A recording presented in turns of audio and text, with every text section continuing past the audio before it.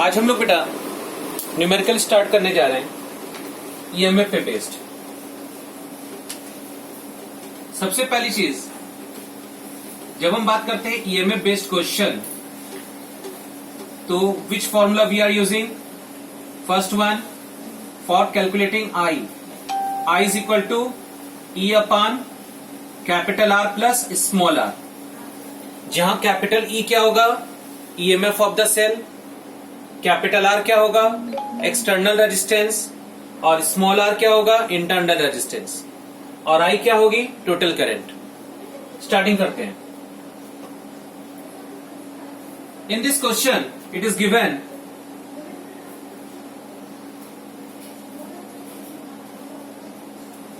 1.5 volt and 10 ohm.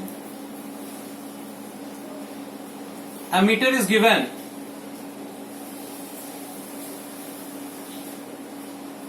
and an external resistance is also given.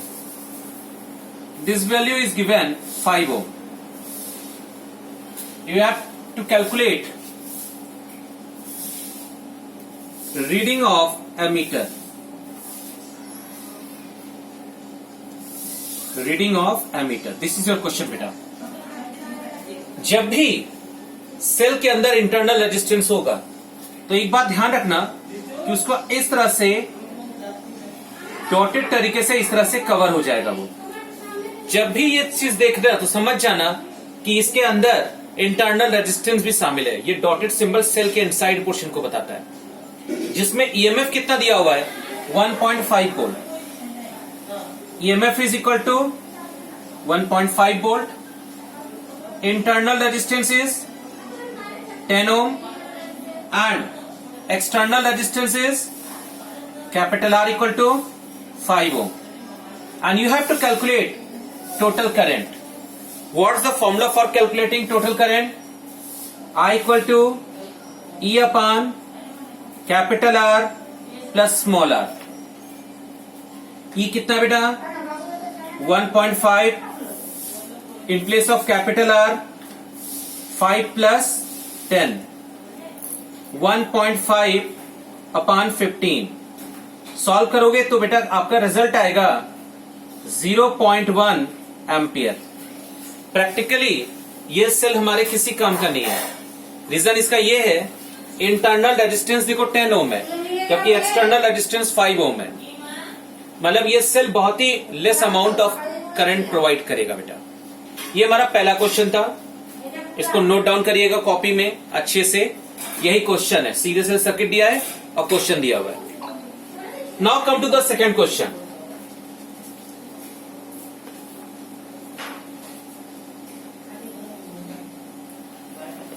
इसमें ये दिया हुआ है, एक सर्किट दी हुई है जिसमें वोल्टेज दिया है बेटा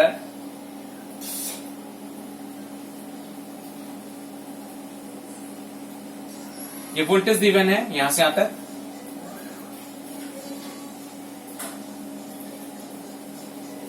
यहां पर एक्सटर्नल रेजिस्टेंस दिया है, दिस विल बी 40 ओम।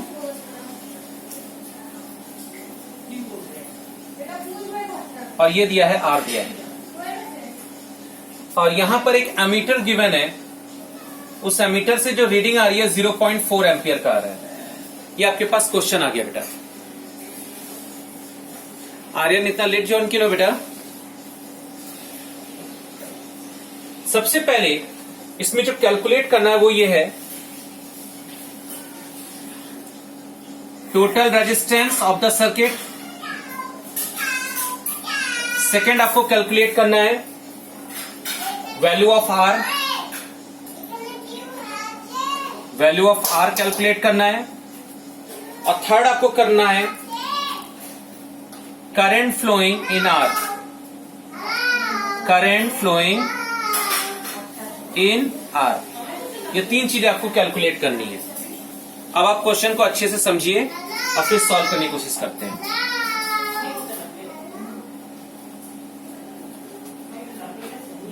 आप सबसे पहले इस चीज को ध्यान से देखो बेटा। इस सेल का जो वोल्टेज है वो तुम्हें नहीं पता है, इस सेल का जो वोल्टेज है बेटा वो आपको नहीं पता है, लेकिन आपको ये पता है कि जो करंट है वो आपको 0.4 एम्पियर का दिया हुआ है ना। 0.4 एम्पियर का इसमें करंट गिवन है। अच्छा sorry, it is given 4 volt, यानी सेल का वोल्टेज गिवन है। तो बेटा सेल का वोल्टेज तुम्हें पता है और इस सेल से जो करंट आ रही है वो करंट तुम्हें पता है। Capital V is equal to 4 volt, या ये कह सकते हो कि ये कैपिटल E है बेटा। Capital E is equal to 4 volt, और यहां पर कोई भी चीज नहीं दी हुई है, इसका मतलब internal resistance is 0। Internal resistance is 0। तो उस केस में इंटरनल रेजिस्टेंस अगर 0 हो गया तो क्या क्या दिया हुआ है? I is 0.4 ampere. यहां से हम एक काम करते हैं, ओम्स लॉ लगाते हैं। I is equal to capital E upon R plus small r। गौर से देखो ये कौन सा कैपिटल R होगा?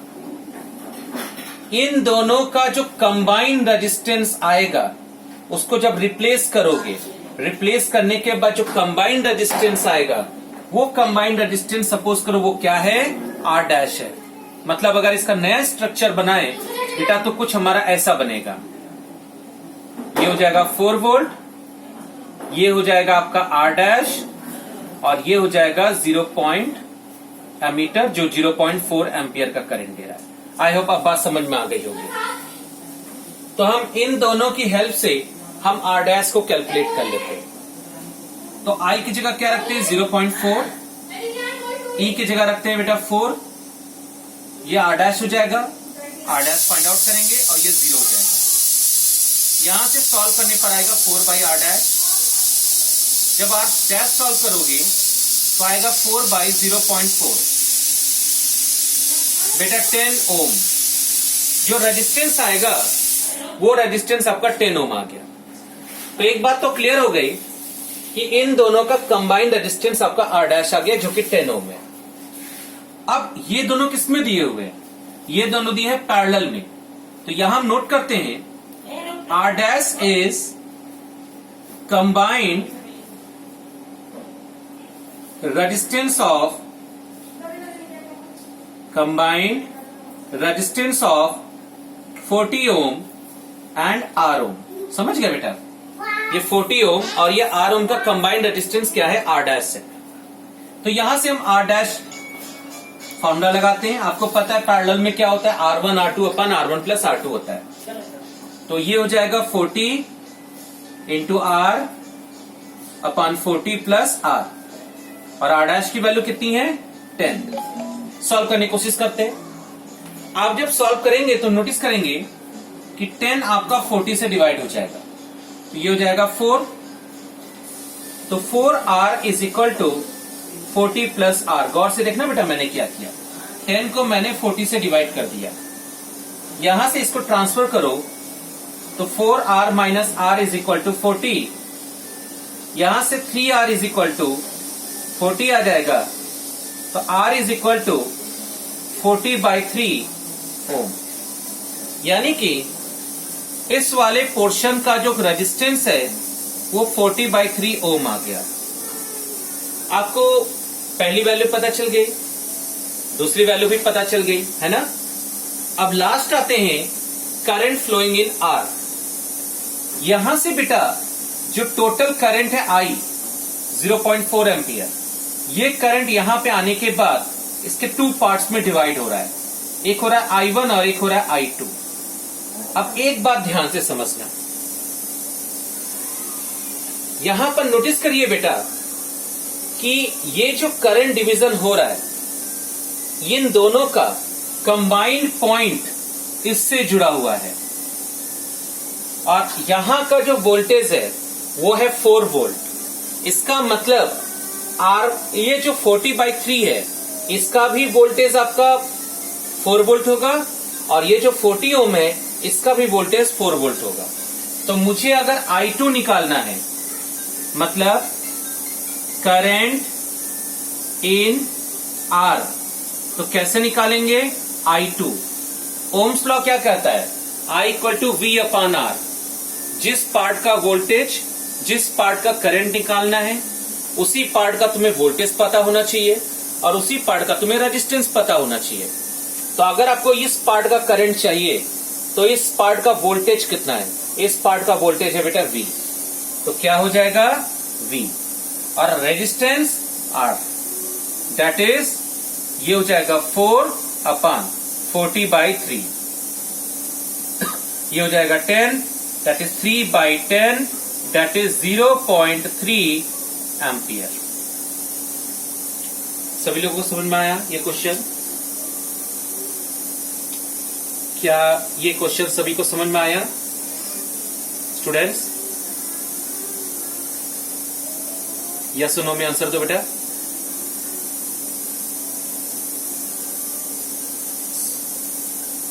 ओके, चलो नेक्स्ट क्वेश्चन उठाते हैं।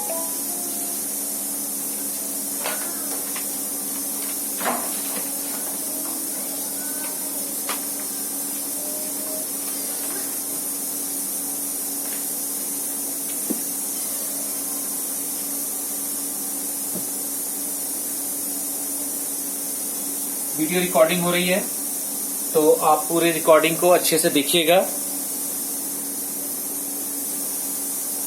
और एक एक चीज को नोट करते चलिएगा। फेयर में सबकी कॉपी में होना चाहिए चीज। ये आपका शॉर्ट एग्जांपल है, शॉर्ट एग्जांपल नंबर तो नहीं याद है बट क्वेश्चन है ये। उसमें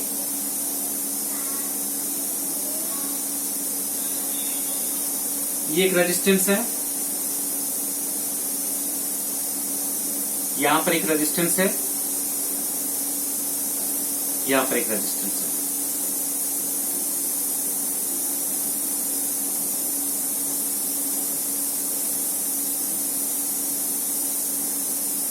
ये सेल दिया हुआ है,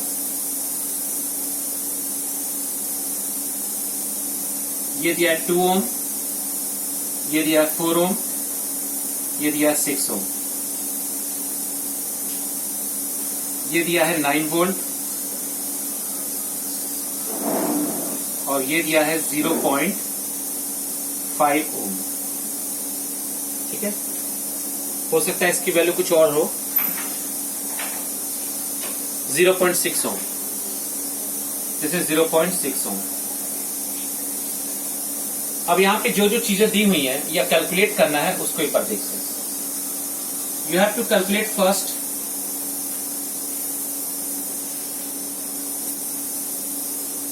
resistance between 4 ohm and 6 ohm. Second part है, नहीं बेटा आंसर मैंने नहीं पूछा। Resistance between 2 ohm and combine of 4 ohm and 6 ohm। ये सेकंड क्वेश्चन है। थर्ड पूछ रहा है टोटल रेजिस्टेंस। फोर्थ पूछ रहा है पोटेंशियल डिफरेंस, सॉरी फोर्थ पूछ रहा है total current, total current. Fifth पूछ रहा है potential difference across 2 ohm and combine result of 4 ohm and 6 ohm। ये तो अलग अलग क्वेश्चन है। एंड 6 पार्ट पूछ रहा है current in each resistor, current in each resistor. 7th part पूछ रहा है टर्मिनल वोल्टेज, टर्मिनल वोल्टेज। और 7th पार्ट पूछ रहा है, 8th पार्ट पूछ रहा है इंटरनल वोल्टेज या सीधे सीधे वोल्टेज ड्रॉप, इंटरनल वोल्टेज या सीधे सीधे वोल्टेज ड्रॉप। ये पूरा क्वेश्चन है तुम्हारे सामने।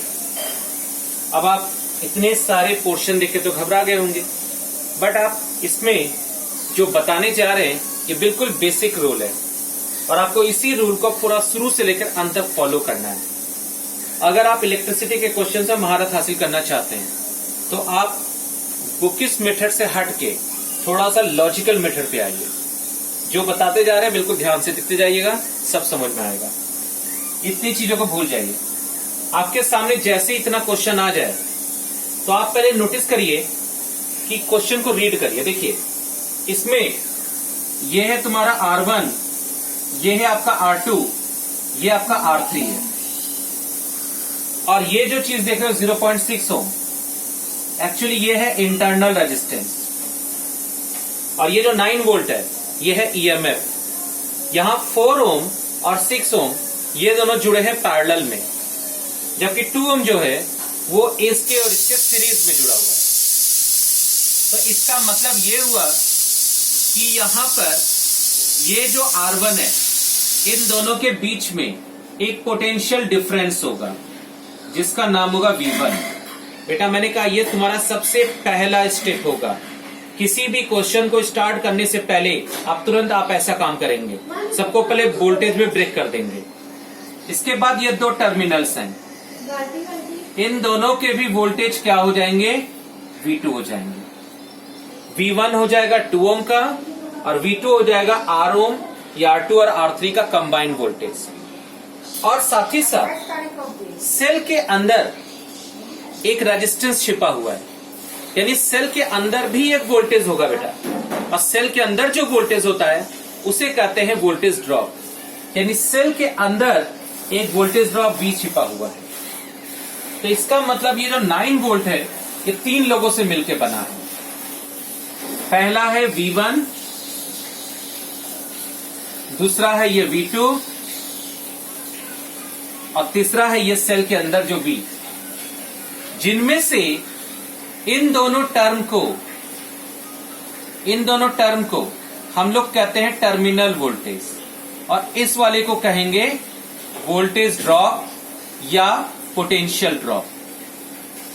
या तो वोल्टेज ड्रॉप कहेंगे या वोल्टेज ड्रॉप या पोटेंशियल ड्रॉप। अब अगर V1 और V2 को कंबाइन कर दें तो आप देखेंगे कि इन दोनों का कंबाइंड वोल्टेज जो होगा वो V होगा। तो आप कह सकते हैं V1 और V2 को कैपिटल V लिख सकते हैं। ये मैंने स्टार्टिंग का वर्क कर दिया बेटा, यानी जो तुमसे कहा जा रहा है टर्मिनल वोल्टेज मतलब तुम्हें कैपिटल V निकालने के लिए कह रहा है। जो तुमसे पूछ रहा है पोटेंशियल डिफरेंस अक्रॉस 2 ओम मतलब V1 निकालने के लिए कह रहा है। Potential difference between 4 ohm and 6 ओम मतलब आपको V2 निकालने के लिए कह रहा है। इतनी बातें समझ में आ गई सभी को। अब यहां से एक एक करके पोर्शंस को स्टार्ट करते हैं, देखते जाते हैं। ये जो R2 है और ये R3 है, इन दोनों का एक कंबाइंड रेजिस्टेंस है और ये कंबाइंड रेजिस्टेंस मान लो R' है। तो स्टार्टिंग में R2 और R3 दोनों जो है पैरेलल में है। R2 एंड R3 ये दोनों हो गए पैरेलल में। तो अगर ये दोनों पैरेलल में है बेटा तो इन दोनों का एक कंबाइंड रेजिस्टेंस है। इन दोनों का कंबाइंड रेजिस्टेंस क्या होगा, R'। R2 R3 अपान R2 plus R3 4 into 6 4 plus 6 2.4 ओम। समझ गए बेटा, मतलब इन दोनों का कंबाइंड रेजिस्टेंस क्या आ गया, 2.4 ओम आ गया। ये बात क्लियर हो गई होगी। अब ये जो R' आया, अब ये R' और ये R1 ये दोनों हो गए सीरीज में, तो इनका भी कंबाइंड लिखते हैं। R' एंड R1 ये दोनों हो गए सीरीज में, तो इनका जो कंबाइंड रेजिस्टेंस होगा ये R" मान लो। R" इसका और इसका कंबाइंड रेजिस्टेंस R". तो R" क्या होगा, ये हो जाएगा तुम्हारा 2 प्लस 2.4 दैट इज 4.4 ओम। ये हो गया कंबाइंड रेजिस्टेंस। आप चाहें तो इसका डायग्राम आप रफ में अलग से बनाते हुए चलें। पहले आपने क्या किया, इस वाले स्टेप में ये एक वैल्यू लिया और इसकी जगह पर r डैश आपने कर दिया, और ये है R1, ये है V1 और ये है V2। गौर से देखते चलना बेटा सब लोग। और इसका कंबाइन क्या है, कैपिटल V है। R1 और R डैश का कंबाइन क्या है, ये है R डबल डैश। अब V1 V2 तो हट चुका है, लेकिन अब इसकी जगह पर क्या आ गया, V आ गया। हम इसका पिक्चर भी साथ में बगल में बनाते हुए चल रहे हैं आपको समझने के लिए। अब आपको निकालना है टोटल रेजिस्टेंस। टोटल रेजिस्टेंस में कौन, देखो एक्सटर्नल रेजिस्टेंस तो तुमने निकाल लिया और साथ ही साथ सेल का इंटरनल रेजिस्टेंस भी शामिल है। तो एक काम करें, इसको छोड़ के हम सीधे लास्ट वाले पोर्शन में आ जाएं, दैट इज टोटल करंट।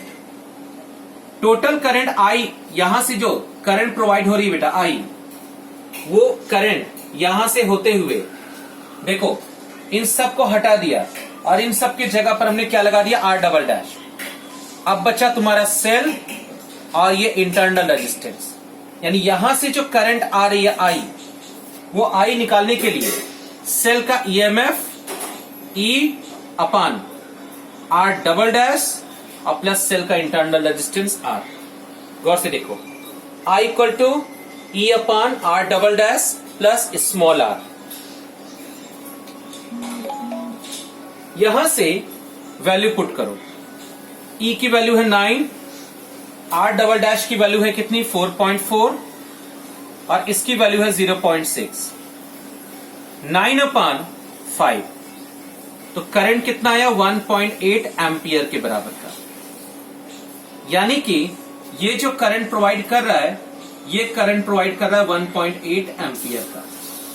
आपको ये हिस्सा भी पता समझ में आ गया होगा। अब आते हैं नेक्स्ट, पोटेंशियल डिफरेंस अक्रॉस 2 ओम। ये जो 2 ओम है, इसके अलोंग पोटेंशियल डिफरेंस कितना है। देखिए बेटा, आपको V1 निकालने के लिए कह रहा है, यानी पोटेंशियल डिफरेंस अक्रॉस 2 ओम। आप डायग्राम देख के ही बता सकते हैं, पोटेंशियल डिफरेंस अक्रॉस 2 ओम मतलब V1 निकालने के लिए कह रहा है। तो बताओ V1 क्या होगा, जिस पार्ट का वोल्टेज उस पार्ट में कितना करंट जा रहा है और उस पार्ट का रेजिस्टेंस कितना है। तो इस पार्ट में करंट कितना जा रहा है, इस पार्ट में करंट I जा रहा है और रेजिस्टेंस कितना है R1। तो क्या हो जाएगा I इंटू R1। I की जगह पर क्या रखोगे 1.8 और R1 की